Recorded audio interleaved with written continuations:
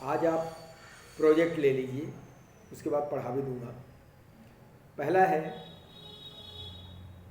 बाजार के विस्तार को प्रभावित करने वाले, बाजार के विस्तार को प्रभावित करने वाले देश की आंतरिक परिस्थिति एवं वस्तु के गुण का वर्णन कीजिए, पहला।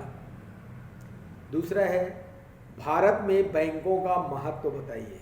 कल मैंने पढ़ाया था, भारत में बैंकों का महत्व बताइए, पूरा डिटेल देना है। ये दो प्रोजेक्ट हुआ, बाजार के विस्तार को प्रभावित करने वाले तक, और दूसरा है भारत में बैंकों का महत्व। ये आपका प्रोजेक्ट है।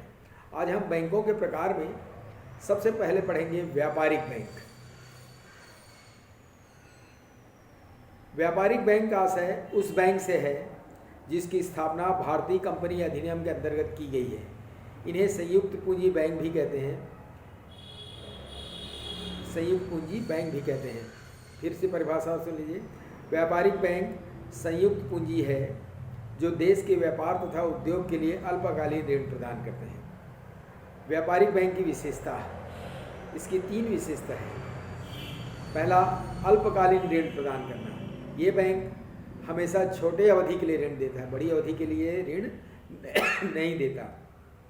दूसरा है जनता से जमा स्वीकार करना, ये जनता से जमा स्वीकार करते हैं। तीसरा है विनियोग नीति, विनियोग नीति, इसको ध्यान से सुन लीजिए। इन बैंकों द्वारा विनियोग की सुरक्षित एवं ठोस नीति अपनाई जाती है। विनियोग की सुरक्षित एवं ठोस नीति अपनाई जाती है।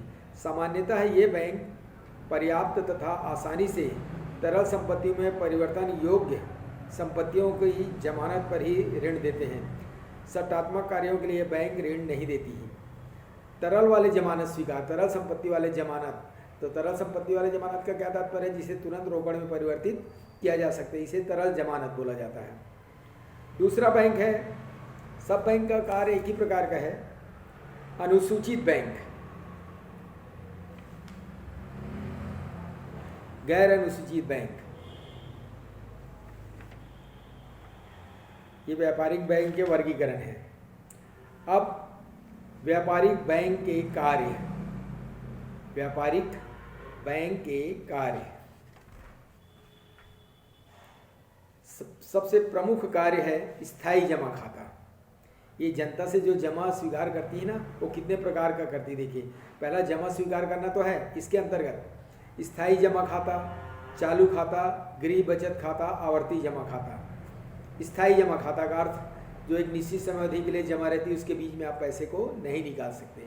चालू खाता, इसमें कभी भी पैसा निकाल सकते हैं और कभी भी पैसा जमा कर सकते हैं। गृह बचत योजना, इसमें घर में आके पैसा ले जाके जमा करते हैं, वो हो गया। आवर्ती जमा खाता, एक निश्चित समय में एक निश्चित राशि प्रत्येक बार आपको बैंक वाले को देना है। जैसे माह में आपने 300 रुपये देना तय किया है, तो प्रत्येक माह के अंत में वो आएगा और 300 रुपये लेके जाएगा। तो ये आवर्ती जमा खाता बोला जाता है, इसे आवर्ती जमा खाता बोला जाता है। दूसरा है ऋण प्रदान करना। पहला जमा स्वीकार करना, दूसरा है ऋण प्रदान करना। नगद साख, नगद उधार देना या नगद ऋण के रूप में देना। और उसके बाद है बैंक अधिविकर्ष। अधिविकर्ष का अर्थ आपको अच्छे से मालूम है। अधिविकर्ष, जमा राशि से अधिक पैसा निकाल लेना अधिविकर्ष कहलाता है। परंतु ये सुविधा सभी को नहीं मिलता है, ये सुविधा सभी को नहीं मिलता। जिनका रेपुटेशन, जिनकी साख बैंक में अच्छी होती है, उन्हें ही इस प्रकार की मिलता है, इस प्रकार का सुविधा मिलता है। ठीक है, प्रोजेक्ट वर्क अच्छे से कर लीजिएगा, जल्दी से जल्दी जमा करना है। ठीक है।